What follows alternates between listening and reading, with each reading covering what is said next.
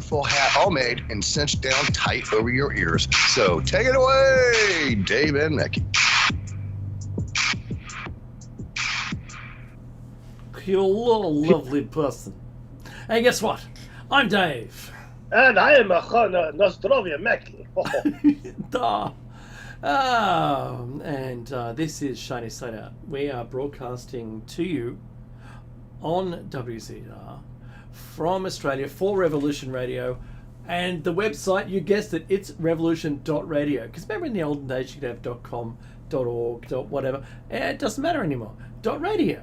That's a thing, right? And that's a place you can go and you'll find it's home to fresh, unfiltered ideas.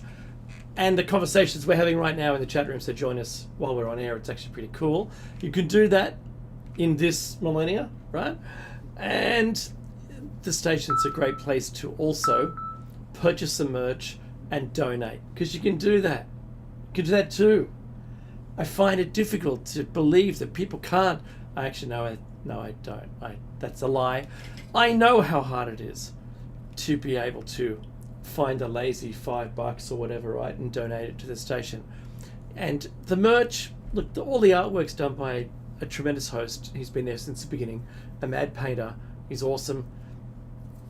Just do that. Put that on your coffee table. Or if you still got a job these days, and that's only going to get funnier as AI replaces us all, and then robots replace all the manual work, but it doesn't matter. You can at least display to everybody, and I don't want to sound like Kamala Harris here. We imagine what can be unburdened, what has been. So that's probably the best way it's ever been said.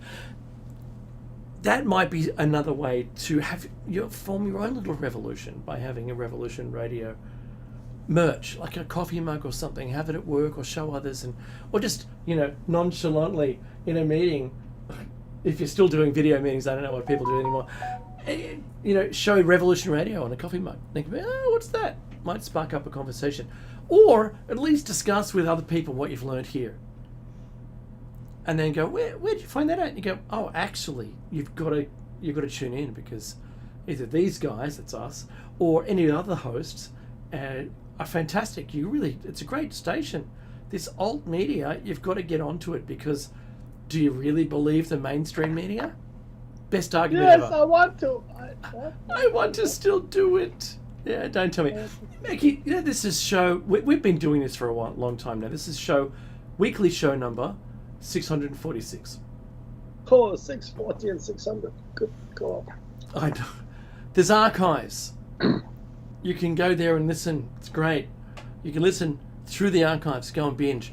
But you can catch us on air through the station, online through the station, on your smart device, well, that's yours, and you need an app to listen, and there's a web link on the station's page anyway, revolution.radio. We're on Studio A. That's where we are. But you can just sit at home with your feet up and a nice cup of Joe, not the Joe morning guy on American television, who nearly fired himself because he's an idiot, saying all the wrong things. Oh my, that was tragedy the other day, Becky. I watched that. But you can listen with your feet up, listening to a Grace Tabletop Digital Radio.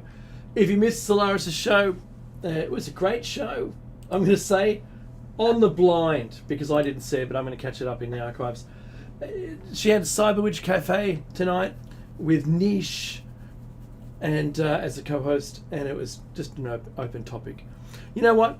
Great host, great show, great guest. You're missing out. If you don't know who Solaris is, have a look at the station's schedule and see what comes on before us. It's just wonderful and good on her. She's been on our show a few times. She's across all media, I suppose. She's an author. She's been in video. She writes. That's the same thing as an author, and she's a radio host to boot, and always has great guests. Mickey, I'm broadcasting out of Dark and Joan country. And I'm, of course, coming to you from the direct country. That is the truth right there. I know it. And here is where you find the truth. Hey, see what I did? Clearly. My eyes are open. I am so turning into Kamala, and I don't want to. I'm watching so much of her videos, a broadcast of her talking, that it's disturbing me. It really is. And, Which part? all of it. All of it. All of it. That's a long bow you draw. Hey, what do you want to know? I want to know everything. Are you hungry? Yes, I want to eat everything too. Yes. So I've got something. I've got a segue for that later on, though. I'm going to disjoint it. Just put a pin in that one. So I'm broadcasting in a Darkinjung and Meki Uduru country, and we, as Australians, understand the traditional owners of the land. We know who they were, and we know what they did. And I've been at leaf burning ceremonies with them, being welcomed to country their way, rather than, the old imperialism. Just take the country. Yeah, is there any people there? Well, not really. What do you mean not really? It's a yes or no question. Are there people there? Well, yeah, but they're fauna. What do you mean? How are people fauna? Well, these ones are. See, they haven't built anything. They're living like animals on the land. They're ditches in the ground. That's where they're living. That's you'll be lucky. Oh yeah, we were dreaming about ditches in the ground. I used to live in the middle of the road. I used to get up 4 hours after I went to sleep. Now, before my alarm would go off, and down pit 36 hours a day. Yeah. We'd eat gravel. So, Meki, I'm just going to put it out there. Half of my insanity, half of it, this week, was brought on by. Look, I'm gonna fess up right here, right now, on this station right now. I'm gonna say, I never thought French people were normal. All the pop stars, Meki, that we've seen that have come out in popular music, and it's like, woo, oh, that's odd. Not the usual. Oh, there's a theme, or they're wearing makeup to some degree. They're always emphasizing like playing a character. That's good. I don't mind. Look, if the best thing that came out of France ever was cheese and hot air balloons, I'm happy. But I'm being that's really rude. But you know what? Weird. So I think France has weirded out the entire planet with its opening ceremony. I don't think there was anyone who went, wow, how good is this? Except for the French. Right? And the reason why I say that was because as they're cruising on down the river, as you want to do in France, as they're cruising down, they're going past all of these aristocracy that were all beheaded. What for that? And they're all in varying depths of water. So they started off exposed by water, and as they're going down, you can only just make out who it was, and now it's up to their chin, then up to their nose. And it's like, wow, okay, you don't like rich people then, right? Or not the ruling, oligarchs, no. And then they do a cutaway to Marie Antoinette, who's speaking to them, holding her own head. Look, Meki, I understand. I get it. Like, we have a bushranger, Ned Kelly, you might know, with that metal thing with the slit that he made like armor to protect himself. Not all his body parts, mind you, and he was shot dead. But that, look, needless to say, we like the underdog. This isn't the underdog. And I'm pointing furiously at the screen like old man Simpson. It was a representation of the now unalived, she wouldn't be alive today either, but she's an unalived Marie Antoinette speaking at the Paris Olympics. And let's call it a disaster. That's what Citizen Free Press called it. A disaster. Now, I liked some of it. Yeah, using the river. That's nice. We could have done that in Sydney, but we chose not to. But what do you think turned my stomach more, Mackie? As I mean, what are my options here? The whole ceremony. No, let's narrow it down to some. So a depiction that might help you. A depiction of a historic event, which I don't know, Christians, Catholics, kind of adhere to. I think there's a painting. Now, look. Yeah, look. I noticed that you noticed that. I was surprised because we spoke prior to the show. That's right. Just for a second, because I mean, it's obvious if you haven't noticed it. Maybe you're not, that religiously minded. But why don't you go ahead and tell us what upset you? Well, I'm going to be very careful what I say here. Okay, so it's now called out. It's been called out. Let's call everybody we're talking to right now is a netizen. That's a citizen of the internet. Let's call you that, right? Our audience. And I appreciate you. And that's okay. And I don't care what your background is. I don't care.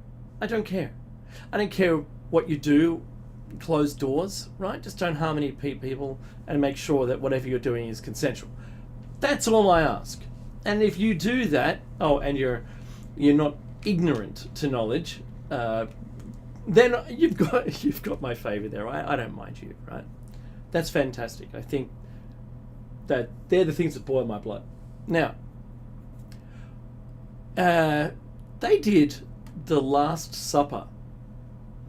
They had, let's say they had people there acting out, representing the Last Supper, and it's now annoyed, I think, everybody on the planet.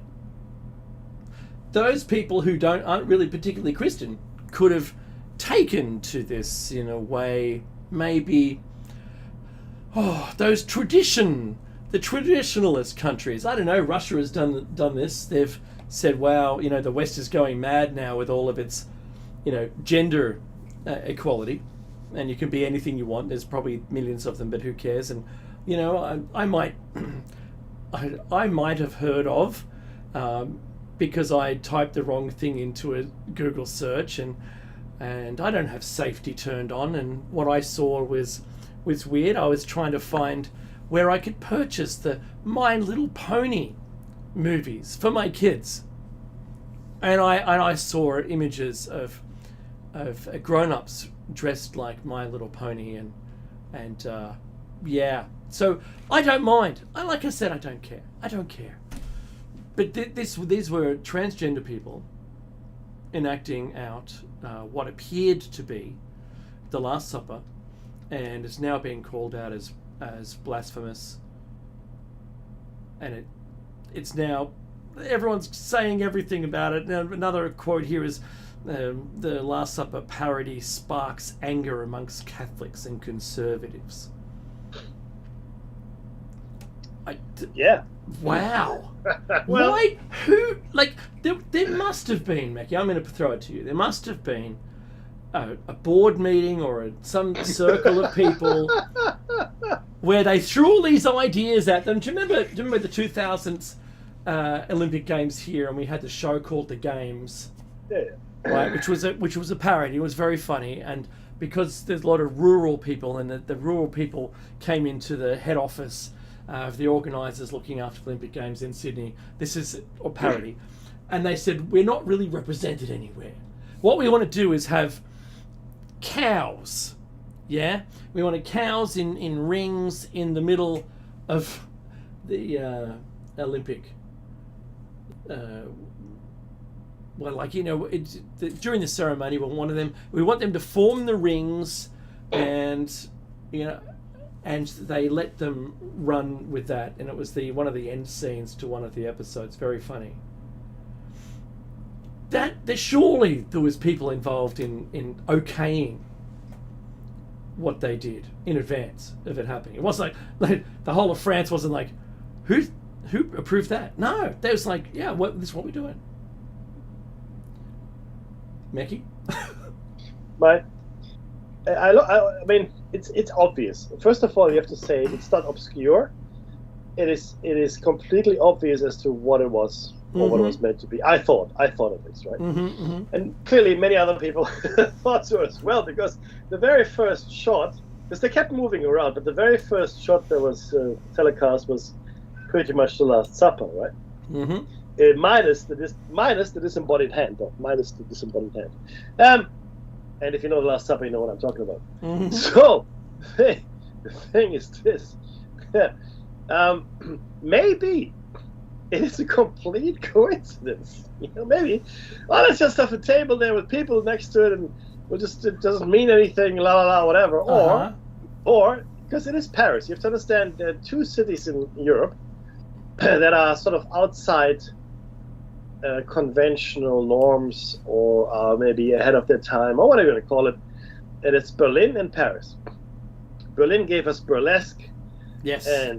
Which they did with Lady Gaga. Yeah. Oh, yeah. Oh, exactly. So Paris and Berlin, they're responsible for Moulin Rouge, burlesque, cabaret, all of that. All of those wonderful things, which, and in some way, I guess, drag as well. That's right. And I guess I wouldn't necessarily put transgenderism on it, but let's just say... Well, Shakespeare gave us drag because there wasn't any females in the cast, and they had to portray all the females with males. Well, they weren't allowed to. That's correct. That's right. But when I saw it, I thought, okay, that's going to cause some problems as soon as I saw it. But wait, I'm going to bring up the Schumann resonance and see if the whole world reacted to it. Hang on. You go ahead. Just have a look. But what I found more interesting was the other motives, and you're right. The French Revolution. Oh, well, I guess that's normal. But Marie Antoinette was holding her head. Yeah. That had been. In real life, she was beheaded together with her husband. That's true. Actually and there's a whole bunch of red coming out of that building. I guess it could be the blood of the aristocrats that was spilled back then. But it's still celebrated as a thing. It is still celebrated, which is good for the French. But we have to understand what this is here, right? This is a fairly brutal kind of thing to put into the Olympic Games, which are meant to be games of peace and communion, and all the good things in human nature. But I thought, to be honest with you, I thought it was quite dark. The whole thing was quite dark, and the rain notwithstanding. And then they had a fashion show going on at the same time, like a catwalk, which the camera would pan to once in a while as the boats were making their way along the River Seine. It was the first and only time that the opening ceremony was not held in a stadium. That's right. So that's the first time. First time, I guess it was the medium of water as well, and we can read into that whatever we like as well. But I thought the entire. Do you understand how many armed personnel? There are tens of thousands of armed personnel guarding these games. Tens of thousands. Wow. Soldiers, police. No, really. There's tens of thousands of them. Yeah. I think it might be in the vicinity of 40 or 50,000 police, soldiers, etc., etc. And private security as well, as you probably know. The entire thing is incredibly dark in many ways. Now it's overshadowed, of course, by the spirit of the Olympics, and I get that. That's all good. But the ceremony itself, I don't know. It was very strange. It reminded me. This is going to sound very strange, but it reminded me of an Egyptian funeral procession. Wow. And I tell you why, because they believed that they would take this boat into the next world, and I believed along the the Nile, they would have these funerary processions of the pharaoh, like the boats would come along, they would take him to the Valley of the Kings and then bury them there, etc., etc. And this felt a little bit like that. You had these boats that came along and sort of guided along by the spectacle, that were the opening entertainment, heavy religious overtones, but in a, I guess, do you want to say the word? Yeah, okay. Sort of be careful. It's blasphemy. It was. I mean, if you're Catholic, then it was blasphemy, right? It's that simple. Interestingly enough, the figure of Jesus was replaced with a very large woman. That's right. Now, again, not oh boy, not reading too much into Why this. not? But let's do Lean in. Back in the day, there was something, the divine female principle, the female divine, or the divine female principle, whatever you call it. And some of the oldest carvings we have, dating back to I think the Paleolithic and maybe older, is of these very large women, sort of stylized, abstract, very, very big bellies, very big breasts, right. Big limbs, etc. Smallish heads, but I guess representing fertility, etc., etc. The nature goddesses, etc. And I think that's what we saw here to some extent, where the figure of Jesus had been replaced with a very large woman, which you could interpret to be that link back to the Paleolithic and the worship of the female divine, potentially, which of course Catholics and other Christians would call a pagan kind of worship. Also, there was a cross in a circle on her. I don't know if you know. Look, to make it, I mean, this is. There was so much there. If you know even half of the symbolism that was displayed, there's so much to unpack that it's almost impossible to fit it just into our show. So we're not going to even try.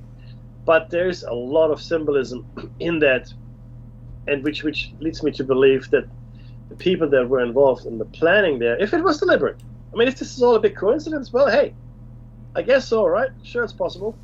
But these people have very deep occult knowledge. They have very deep, I guess, maybe even an agenda. Because the thing is this, what the French Revolution did, and remember, this is where it started with Marie Antoinette and the head off, right? It killed the old order. It destroyed the old order, right? Now, it didn't really do much in the long term, but it did destroy the old order. That's what it did. That was the very first bit of the symbolism. And then, maybe it's a return to the old pagan beliefs, or so-called pagan beliefs, potentially. Who knows what the motivation is here? I mean, in order to break down existing structures, you have to give them something else. That's what Hitler tried to do. He tried to bring back the Norse religions, try to get rid of the Abrahamic religions, which he hated, and bring back the Norse religions. Maybe this is a foreshadowing of that, where we're getting rid of the Abrahamic religions, and we are now embracing, like belief systems that haven't been around in the mainstream for probably 15, 20,000 years, right?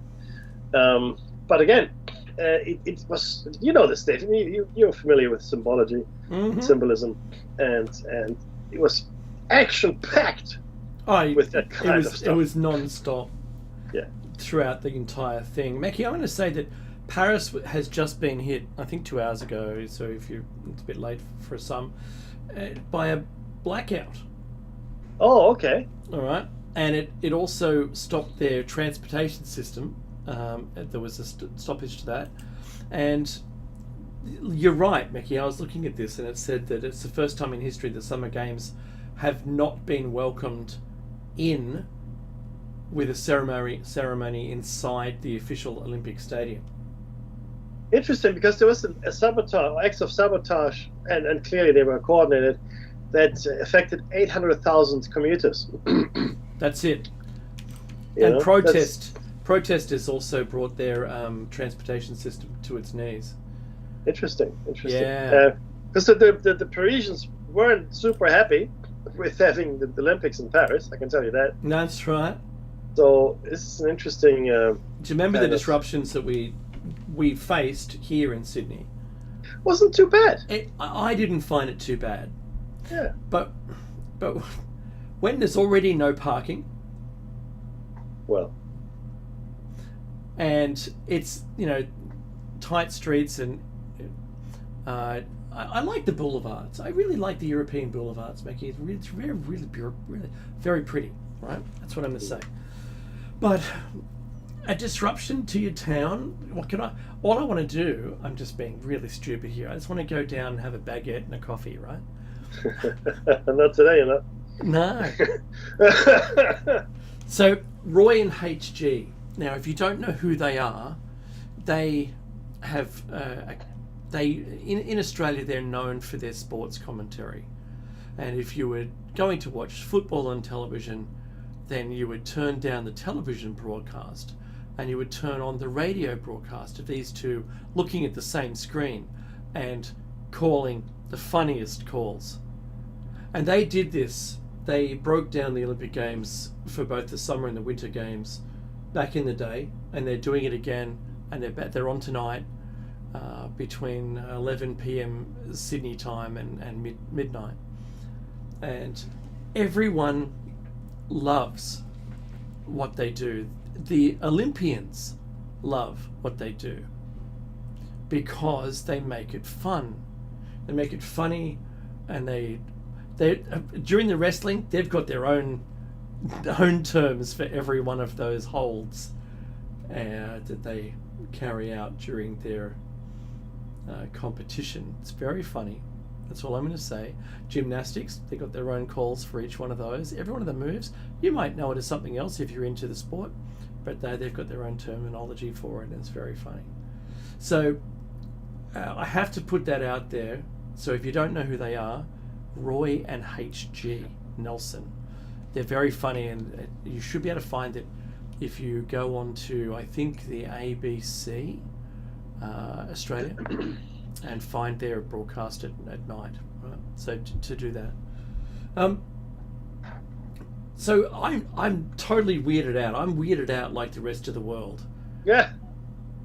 Maybe it was just shock value. I mean, that's the thing, right? I mean, is that what happened here? Is that what we saw? I believe that there's no such thing as a coincidence. This is my personal belief system, right? Mm-hmm. And hence, I want to say that these things don't just happen. Nothing just happens. No. There's usually, excuse me, there's usually some kind of agenda, or some kind of plan behind it, or somebody wants to make a point, or whatever it might be. Especially, and this is the kicker here, right? This is probably the largest audience in the world. Yeah, totally. In Olympic Games, like it's big. It's bigger than soccer. It's bigger than anything else. Everybody watches the Olympics. So, if you wanted to communicate something to as many people as possible, this is the perfect vehicle. There's nothing better anywhere than this. This is truly the best possible avenue to reach as many people as possible. Funnily enough, COVID-19 or SARS-CoV-2 provided the same kind of platform for delivery of some kind of vaccine to us. Yeah. By far. We are living, and this is really interesting. Hey, Acid Trip. Andrew, how are you, buddy? Interestingly, we are living in an age right now where mass delivery of anything is a reality, be it information or actual physical items. We are, for the first time in history, able to reach almost everybody on the planet. And we've proven it during SARS-CoV-2, right? Yeah. And it's really disturbing in some ways that we have this reach, because almost nobody. There's a couple of places on the planet you can't actually go to because governments don't let you for various reasons. Mm-hmm. But everybody else seems to be fair game, and to have this kind of opening ceremony, right? And you have to understand this, everybody, as well. most people would have watched it and gone, "Ah, yeah, whatever." And they might have seen the Last Supper kind of blasphemy, you want to call it that. I don't care, whatever. Sure, I mean, I'm whatever. not religious, so I don't care. But they would have missed all the other symbolism, all of it. That's right. And there was, like I said earlier, Allegory everywhere. oh my God, there was a lot. I know. Oh my God. Yeah. It was actually, I mean, the winged horse. Yeah. The horse galloping along the Seine. That's right. Look it up. So let's say 4 horsemen. They had 4 horsemen. There's so much apocalyptic messaging in there, and World War and everything like that. And the last horse was a pale horse. That's right. And there it was. Okay, and we never knew who the rider was either. No, that's right. That's exactly right. I've been keeping up with my end times. Oh, look, it's there was I mean, a lot of it was not even Christian symbolism or mythology. I mean, this is, like I said, it reminded me of an Egyptian funerary procession to some extent.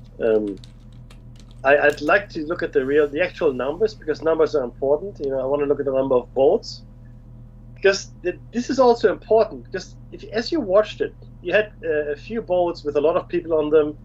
Then you've got your smaller boats. Then you had a singular boat with only 4 or 5 people on it. Mm-hmm. It wasn't because there was a lack of boats, but these numbers mean something. Okay, and I also believe that the placement of the people on the boats and the country they're from, they all mean something. There's something that is meaningful there, but I haven't got the breakdown. I don't know what the numbers are. All I know is it just was odd to have these large boats, and then you had tiny boats with only 5 people, but you had 5 people on another boat as well with a lot more people from a country. So it wasn't it wasn't consistent. So if all small countries, like 4, 5, 10, 20 athletes, right, if the boat had been adjusted, or the boat size had been adjusted to the number of athletes every single time consistently, I go, fair enough, well, that's just logistics, I get it. That wasn't the case at all, which I find extremely interesting. Also, Australia was toward the end. Yeah, that's right. That's and obviously Greece is first. France is meant to be last, which is great. Yep. Yeah, and wasn't in alphabetical order or anything that. Well, but it was, except for Australia. Except for us, yeah. But you know, what are you going to do? No, but that's the thing. Everything else was in alphabetical order. I mean, Greece, of course, and France not. Yep. But every other country was in exact alphabetical order. Mm-hmm. What does that mean? I don't know. I don't know, but it means something. I just hope it's not foreshadowing too much. Well, Australia's the place to be, Becky, if there was a nuclear conflict. Well, that's for sure. That's for sure. Now, there's one other thing I wanted to bring up before we head into second round. That we can swim back to the Olympics, but this is important because it just happened, and I think it gives you a nice little insight into how the world thinks about things. So there was an alleged Hezbollah attack. Yes. Okay. In Israel. Sorry. So this was the Golan Heights. They struck a football pitch. That's right. Which killed 12 kids, like teenagers and younger maybe, but 12. They were playing, soccer or whatever. But Hezbollah says, no, that wasn't us. So they shot other rockets as well. And they said, yeah, that was us. Absolutely, it was us. But we did not hit the pitch. That's right. Which is odd. Yeah. I'll get back to that in a second. But Israel also struck a target in Gaza, which was a school, which killed 30 people and injured more than 100. And most of the killed were children. This was a school. But Israel says, oh, no, there was a Hamas. Sorry, Hamas. There was a Hamas outpost or something in there. Control center, which we have no evidence of. So, but there's this outrage over the Hezbollah attack on Israelis, and but Israel is quite no outrage against Israel for this. Certainly. I hear you. So, but what I want to come back to is this: Hezbollah is not shy in claiming credit. They don't care that much. I mean, if they hit something, they go, yeah, we hit that. That's right, we did it. But they said, no, we didn't hit this one. It's not ours. But ours. So this conflict. So look. Is it possibly a false flag? Is my question. Well, that's the thing. And what I find here is this, everybody. Because there's already design for war against Hezbollah. Well, that's and this is what worries me is that we just saw it, maybe. Yes, it's a thing. Uh-huh. Somebody, again, tinfoil hat. This is Chinese side out, and I can, I don't talk to a fish, but Dave and I talk. So it's the same. But what I say. But Listen, ultimately, people. though, you have to realize that we are possibly looking at someone that's trying really hard. Yeah. To escalate it. To escalate something here, right? Something is being escalated, because I still believe that the October attacks are out of character and completely and astounding in their success. Yeah. I mean, I was weirded out by the footage to see that they just got through an unguarded border. Yeah, and now there was the Hamas obviously attack on Gaza. Now Hezbollah has been fingered for killing these 12 kids. Yeah. Now, do I condone any killing? No, I do not. I do not, except billionaires. But I don't condone any killing of anyone here, because it is the innocent. Invariably, the innocents that suffer. You might kill some people that you want to kill, like whoever, military commanders, fighters, whatever, sure. But invariably, you will kill innocent people, and that is wrong. It's never right. There's no right in this. There's no measure of justice in this. Revenge is never a measure of justice. Let's be very clear here. That's okay? true. That's true. So and it's asymmetric. Oh, completely asymmetric. In fact, the Lancet said that up till now, this is a medical journal, the Lancet, said that the death toll in Gaza is most likely 186,000, not 38,000. Again, most of which are children. I don't know if I mentioned this on Thursday. If I have, I apologize. But in Plato's Cave, I mean. But I watched Benjamin Netanyahu address the joint session in Congress. Oh, good. I didn't see that.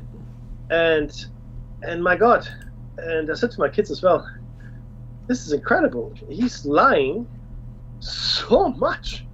So he said that they had taken very special care not to have any collateral damage and not to kill innocent civilians, etc., etc. And I thought, no, you really didn't. Most of the dead are children and women. Now you can argue all the women are terrorists. Okay, all women are terrorists, fair enough. But children, it's a lot harder to make that argument. And most of the victims so far of the Gaza actions have been children. No, if you break it down by age groups, that's just a fact. You can't run away from it. So no special care is not taken, because you wouldn't have killed 38,000 people if you took special care only. Because if you had killed 38,000 Hamas fighters, it'd be over now. There'd be no Hamas. You'd be done. They're all gone. They're all dead. But you didn't. You killed a whole bunch of kids and women and so forth. And the protests running in the city. Dave, I was in the city on yesterday, in fact. Oh, they're still going, are they? Yeah, well, there was massive protests. I just got out of the city before it started, because the Labour Council was meeting and Albanese was addressing them in town hall, and outside we had obviously the anti-war protesters. So that was all happening, and there was a massive protest. The police were out in force and all that. But this is where we are, and I do feel that somebody is trying to push along this timetable of conflict. Somebody, yeah. Well, in the Middle East, for sure. All I see, it's everywhere. Yeah, and then the Ukraine and Russia, that's of course nothing to be sneezed at, because, again, I think people really don't understand the scale and scope of what's going on here. Russia has lost hundreds of thousands of soldiers. Yeah. Hundreds of thousands. That's right. I mean, what's happening in Gaza, it pales in comparison. If you're looking at pure casualty numbers, right? The casualties that were sustained in the Ukrainian-Russian conflict are staggering. It's reminiscent of World War I. Yeah. I don't think we have seen any actions like I mean, I'm talking about close quarter fighting and inching your front line forward by inches, literally. That's right. How much land did we gain? Do you remember in Blackadder? Yes. This all okay. So that's the representation. So what's the scale? 1 to 1. This patch of dirt on the table, right? That's okay, right. Okay, well done. Tell the man to celebrate. No, but it is it's almost as though someone is running out of time. That's what it feels like, Dave. Because they're rushing through things right now. Yeah. It seems everything is rushed, and all these, there's more. And the thing is, you know what's funny though? All of these findings we're having vis-a-vis the, the SARS-CoV-2 and the treatments, etc. And not all of them are positive and in favor. Oh, yeah, they're not. Uh-huh. I don't want to be too explicit. I don't want this to be taken off the air. No, we don't. Nobody seems to care. No. Like, I mean, it's like it just disappears in the background noise. I was talking to a friend of mine last night who said that I think his sister lost their 12-year-old the day after the jab. Yeah. What? The day after. Oh my God. And it's so sad. And look, anyone who dies anywhere, I feel sorry for you and all of those who knew you, because someone dying alone, the only effect is that person. But everybody else who knows someone who's passed away due to anything at all, and that's horrific. I'm seeing, Becky, and I keep saying this, it just seems like the playbook of the WEF. Let's just get as many conflicts done and dusted out of the way so that we don't have to chemically do it. I'm sure they're chemically doing it anyway. Because, where do all... Tell me, Becky, I know let's call it a continent, even though really, I mean, everything's the same land, just got water, rivers between them, right, or oceans. But let's call it a continent. So what continent do all of the big pharma use to test their new medicines normally? Africa. Yeah. See? So straight away, Becky knows the answer to that, and because I knew it, I was prompting. So that's wow. Why is that such a free for all? Because there's no care. No one cares. No one cares, Dave. No one cares. When America was doing chemical testing and radiation testing on its own folk in cities, like when they were spraying stuff out of the blowers at nighttime. In Detroit, I think it was, in the lower socioeconomic areas, and it was found out later that they were doing it. No one cared. I mean, there's no protest, right? Yeah. And now I know how strong a protest I would have put up if I'd discovered just what we've just been through was the case. What we're learning now is that the thing wasn't adequately tested. We mentioned this at the time. We got the deleted. There was no. Oh, is that the one that was deleted? Oh yeah, there's so much that was deleted during that time. But we made all these calls and asked these questions. We asked the questions, and of course you weren't allowed to talk about it. And that's even worse. That you get deleted or silenced, and all the doctors are now talking about it.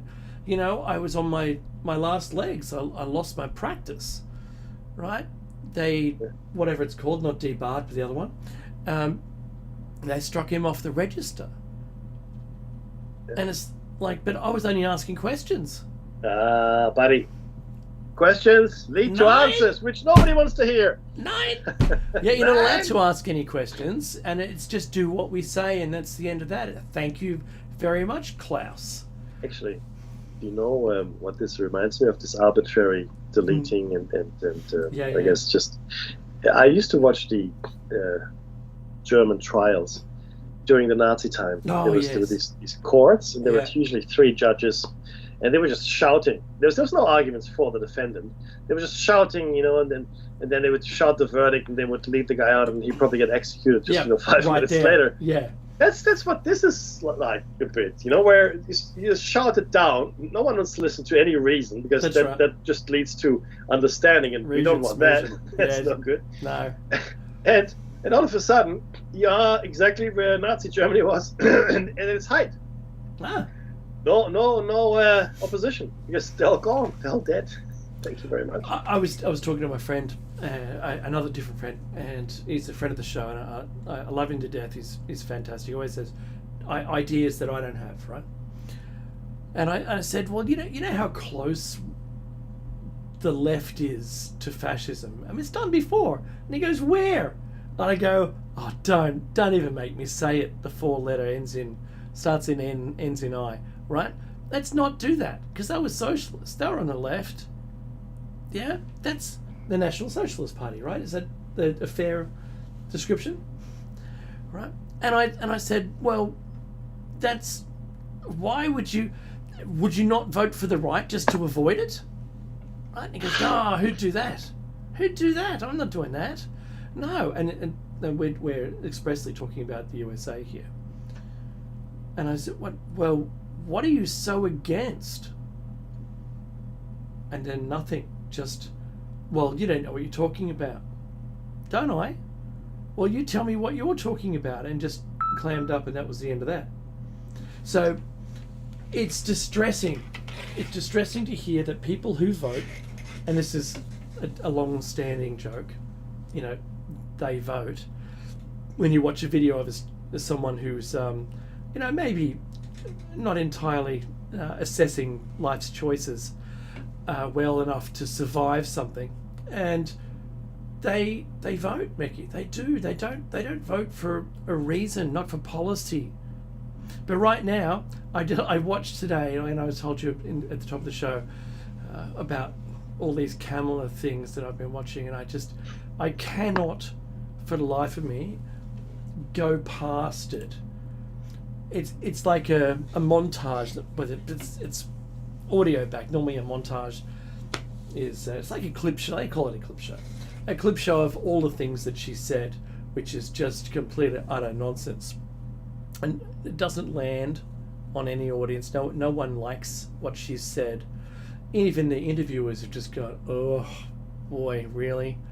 Okay, it was an easy one, and you still ruined it. Yeah. How is this a thing? Now, I've heard that Biden's going to make another announcement, probably Monday, I think, or something like that. I don't know what the source is valid or anything, so don't hate me on it if it doesn't happen. But it's fingers crossed. Fingers crossed. It's I'm going to step down as well as not run. Oh, you mean immediately? Oh, okay. Yeah, possibly. Leaving her, well, she would be in charge automatically then. Okay. Yeah. She started to shine on the first day, and then it's all gone back to normal again. So she was even preempting the things that he had in his statement by almost owning it. I think she almost came to life, rather than being the second in charge, just doing whatever she was told. And so, look, I don't know, Mickey. I don't think the numbers are there for her, but she has 2 tick boxes. That would be the first elected female. She's got more than 2. And that's the thing. Like we discussed this. There's always this election was always going to have 2 main camps. Mm-hmm. Not the majority in either case. The majority, I think, is undecided, but there was a camp that will vote Trump no matter what, and there's a camp that will never vote Trump no matter what. Anyone but Trump, yeah. Anyone but Trump, or no one but Trump. That's right, yeah. And okay, cool enough, but there's a whole bunch of people in between, and she is talking to them and the things that matter to those guys as well. So, look. And that's the biggest camp, you're saying, right? It'll be close, it'll be close. But there's one other thing I wanted to mention.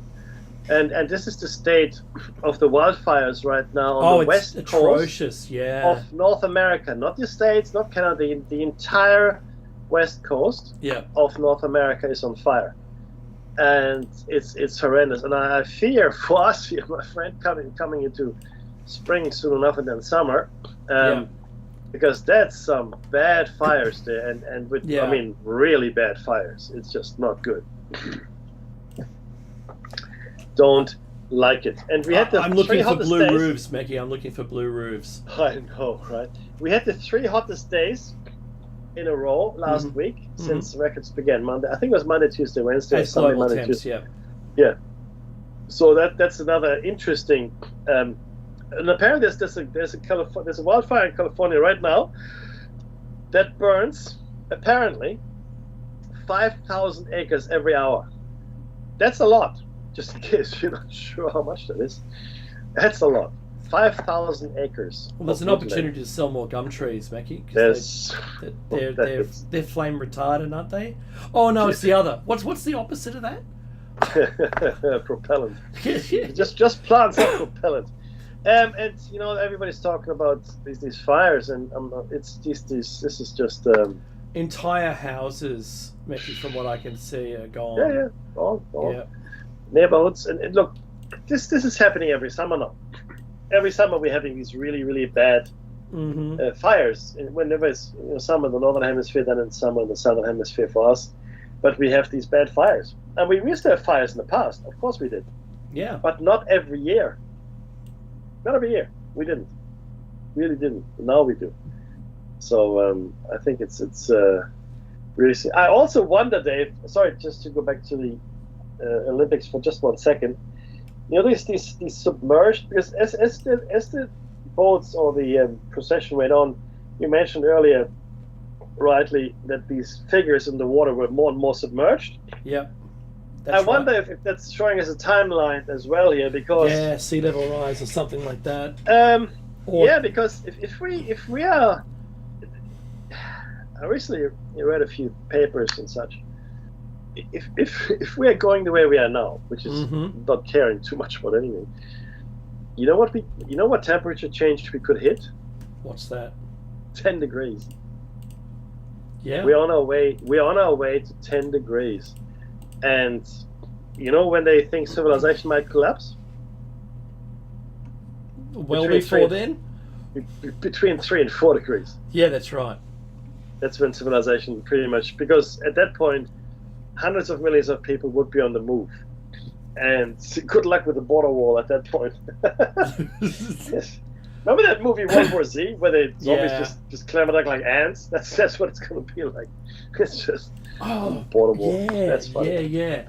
Well, see, I mentioned that, Mackie, when I know we're going to 2 minutes, but I mentioned that when Trump was going to build the wall, and I questioned the biggest question, which was, the live by the sword, die by the sword. Yeah. And he'd build a wall to keep people out. Yeah. But that's going to be the thing that stops them leaving in a hurry. So if you had to leave the US in a hurry, and then you're just faced with this, impenetrable wall, what do you do when you're trying to leave it? And I think, to me, that's, I mean, it's awful, clearly, but as a comedy or comedic view of the situation, my poor brain just sees that all the time. What's the comic outcome of doing something, an action, whatever the action is? And I say, well, what's the worst thing that could ever happen? And that's because you couldn't leave. It's like I'm gonna live underground. I'm gonna live in a cave. The cave is susceptible to attack. Usually has one entrance. If you have two, that's good. But you also could die in a flood. Sure. How are you going to get out? Don't see the second exit, because it's usually on the same ground. I watch. I can't help myself when I'm evaluating the safety of anything, and I have this risk-averse view of everything. Except for the end of our show, first hour only. So this is the first hour. At the end of the first hour, do like, subscribe, comment, and you can message us and we'll reply to you. So don't forget to do that. Also, if this is on YouTube, you're watching this, there's another show for the second hour where we will be talking about, I promise you, Megalithic Builders Part 3.